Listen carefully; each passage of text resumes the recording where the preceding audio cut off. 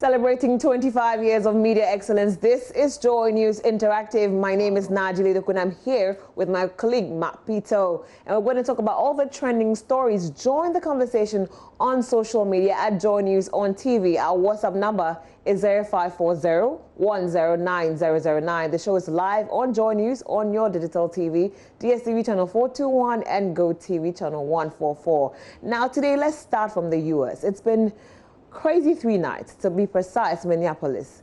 The mayor has declared a state of emergency following riots after George Floyd's death. Protests erupted across the United States on Thursday night as anger over the death of George Floyd, an unarmed black man, intensified, with some demonstrators gaining access to a police precinct in Minneapolis, Minnesota, and setting sections of the building on fire. Floyd died on Monday after a white policeman used his knee to pin Floyd's neck to the ground for several minutes. And my colleague, Mapito, is also here. We're going to talk about that. We're going to speak to this gentleman called Ben TETTEH, who joins us from the U.S. Maps, are you there? I'm here now. How are you? Good morning, darling. Now, you know about the story that's happening in Minnesota, right?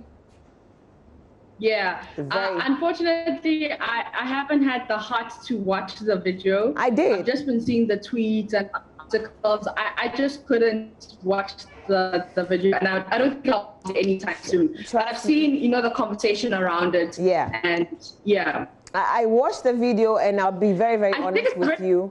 I cried. I had to go to the bathroom to hide my face because you could literally hear him say, "I can't breathe. I can't breathe. Help me." He started crying for his mama. Like, he mentioned like 15 times, "I can't breathe." And it was terrifying for me. If you can't watch this, please. And after they picked him up, I realized that he was lifeless. And it was scary for me. Imagine those who were there pleading on his behalf to get him up. And we're joined by Ben TETTEH as well. Good morning to you. Or is it good morning or good evening, Ben?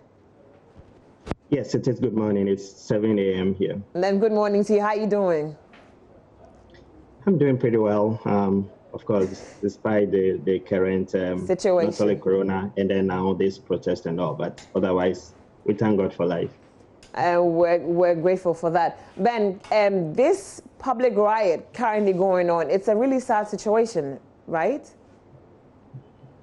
Yes, indeed. Well, I'm not sure if it's a riot that's sad, but it's rather the cause of the riots or the protest. Obviously, disheartening and very disturbing video, as you and Maps rightly mentioned. It is a concern. And what it also highlights is the fact that years of police brutality, years of oppression, years of often attacks on mostly African Americans and most other people of color.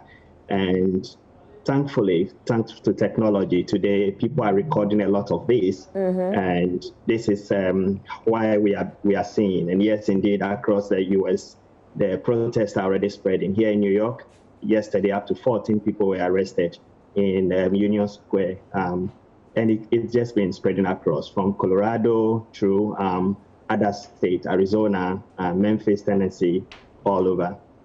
Yeah, and Maps, let me bring you. Did you see Don Lemon's his message or his slag on TV when he said America is fighting 2 pandemics, the coronavirus and racism. Did you see that?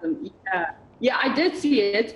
And I wanted to ask Ben, as a black man living in the States, how are you navigating on the streets? How are you, how safe is it for you? When, as a black man, how are you feeling right now in the States after seeing these things that have happened? Often I go on the streets. Thank God, maybe in a place like New York where I am, of course, there have been lots of those cases in the past. We've seen blacks attacks, what they call freeze and freeze, those cases of police stopping people on the street and over minor incidents, and often involved blacks. Thankfully, I haven't had any negative encounter so far with the police here. But often, of course, you have it always behind your back that you always want to be first keep your status here legal, first of all. And then secondly, whenever you are out on the streets, you also want to be careful to avoid any scenario. I wouldn't, except for maybe where I will have to be reporting, I wouldn't probably be in places where there are large protests, for example. I'll tell you even an example. Right next to my house, it's just about a minute away, and I'll be in a park. The park next to my house, these last days, if you see the number of police patrol, not just the police, but park patrol officials on our park next to our community, compare that to other white dominant areas. We have seen people, whites, going to, in even quarantine period, going on the streets, going on the parks, sleeping or lying close to each other and packed. And yet, police will stand at a distance and will not get close to them. So I guess what is happening now is, and the spread, the way this protest is also spreading, is it's not just out of the blue. The fact that you must have heard of Ahmad, the gentleman who was also killed by the family while this guy was jogging, on his way jogging. Okay.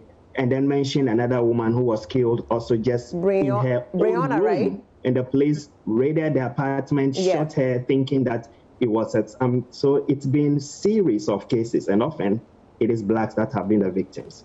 So whatever we are seeing is a culmination of all these incidents. Of course, already we are in lockdown. People have lost their jobs. People have been worried. We also saw situations where,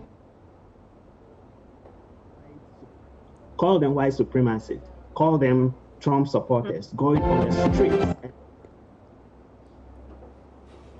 protesters carrying guns.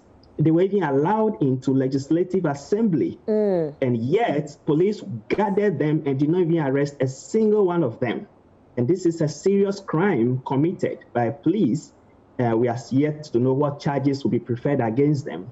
And when people go on the street, as at last night, we saw the President of the United States, President Trump, declaring and calling them thugs, calling them thugs, and saying that if riots, if the looting starts, shooting, but basically killing will start. In other words, he already told the governors in Minnesota that if they need, he's going to deploy the military to come and support them. So obviously, this is not the kind of statement, first of all, you would have heard from the president. Since this incident happened, he barely spoke about it. And the only moment he opened his mouth through Twitter to speak, this were the utterances granted. Of course, people will say that he has already been fueling this situation. And obviously, that tension is what we are seeing now on the streets across the U.S. Ben, I want to ask you, does this particular situation all over the U.S. frighten you? Does it frighten you at all? Since I came here, I have always been, I haven't been afraid at all in terms of speaking my mind when it comes to these incidents. And I feel, the U.S. history is often, call it checkered, whatever it is. People today who consider themselves the white majority in the U.S. were also settlers, same like any other person in the U.S. We had the Native Americans who had been here all these years before many of the current people, like including President Trump, and several of the whites you call today, many of them came from Europe, displaced the natives. Many of them, those lands even taken were not properly compensated for. So that's why when people call the U.S. a country of settlers, it fairly describes it. I came in here and I really do not, I thank God, what I always want to do is keep my status clear, keep myself out of trouble, obey the law. But sometimes that again is not even justification. The examples we have seen, as at now, we don't even know what caused George Floyd's death. All we heard was that he must be involved in forgery. But who arrests a person involved in forgery as if he was posing immediate danger to society? Even people who were carrying guns and protesting, who could possibly pose danger, were not arrested because of the color of their skin. So yes, it does worry. And For me, I always tell friends that I have never been a fan of coming to the US. Thank God I had to come here because of school. I'm almost done, and I can't wait for the opportunity to step on my African soil. I'm a proud African, and I feel like we must be proud of what we have, and I think it is a concern. Yes, indeed. But thank God, especially in New York, there is a lot of accommodation when it comes to people of color. New York State has been the place where people could pretty much live and do their living or manage their lives. And once you're able to stay out of trouble, you are generally okay. But of course, it doesn't mean that discrimination and those kind of underground racism is not here. It's all across. Us and explaining these things, it helps us back home understand what you go through there. You understand me? Thank you so much for joining us. Thank you for your time. Now, Maps, let's read some of the comments. I saw a lot of things happening on Twitter, and I want to read some of the comments as well. Some of them are pretty much disheartening. The thing is, for me, I've had the chance to travel, and I was lucky enough that I didn't get through. My first visit, I wasn't able to relate to it until a second time when I had family explain these situations to me. Sometimes we in Africa, it seems far-fetched, but Maps, in South Africa, I know people talk about racism. Is this close to it? Unfortunately for us, it's become a norm. You know, racism is a norm, and you maneuver around in the shopping mall and people think that you don't deserve to be there, and you tell them that you have every right to be, you deserve to be there.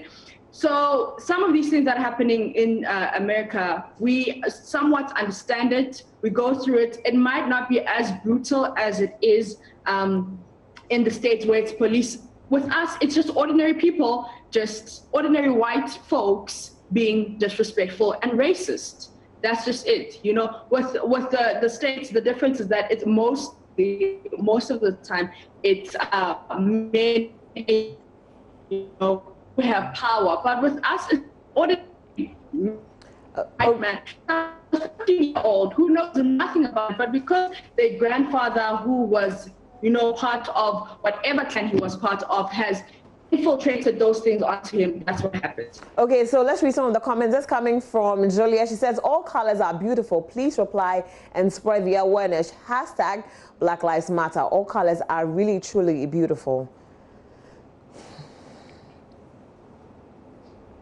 And these are pictures of people that have passed away due to black violence. Say their names. Don't stay silent. Use your voice. Keep raising the awareness. Seek justice for the oppressed. Hashtag Black Lives Matter. And you can see a whole lot of them. A whole of them. And that's a picture of George, actually. A reminder to sign this petition if you're yet to do so. We're almost at 4.5 million signatures. Please do this. And I know people, even here in Ghana, are signing the petition just so that people can, you know, have some peace. Hashtag Black Lives Matter. And this is from Joanne. His president says, we live in a world where trained cops can panic, an act of impulse, but untrained civilians must remain calm with a gun in their face. Hashtag Black Lives Matter.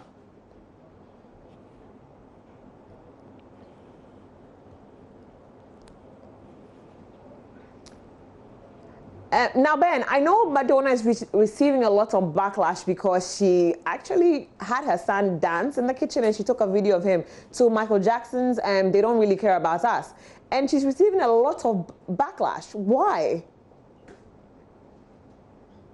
I'm not quite sure, but I think, again, it's, of course, there are those who are tweeting that message in support. Obviously, it is, that is also a classic Michael Jackson song, which speaks of what blacks go through all the time. And maybe also because of some of Madonna's past with some postures in terms of her. So I guess that is what is happening. And of course, being a personality like her, anything they will say will create controversy. But again, it also goes down to what the position of a lot of white Americans. In fact, there are a lot of white Americans here who are not supportive of what is going on. So that is also must be clearly said. I remember when this happened, I posted just yesterday, I engaged one of my professors, more like a professor, who was a teaching assistant, white guy, on a chat yesterday. He saw a post I put and he was like, Benjamin, I've been following this, and he is married to a Chinese lady. Yeah. And he was telling me the amount of challenges the wife had in these last days as a result of Corona, and also previously so he was saying, yes, I do not condone this. And indeed, he's someone that I so much admire. So there are a lot of whites. Look at the protest. There are lots of people in Minnesota now who are protesting. A lot of people in New York here in Union Square, a place that I always go down on the train every day to get to class. And it's been, Union Square has always been a place of protest, including gay rights, including climate change. And just yesterday, we had almost 14 now, Ben, I'm running out of time, but even among them were white. So yes. Thank you so much, Ben, for joining us. And Maps and I will take a quick break. We'll come back with more on JoyNews Interactive.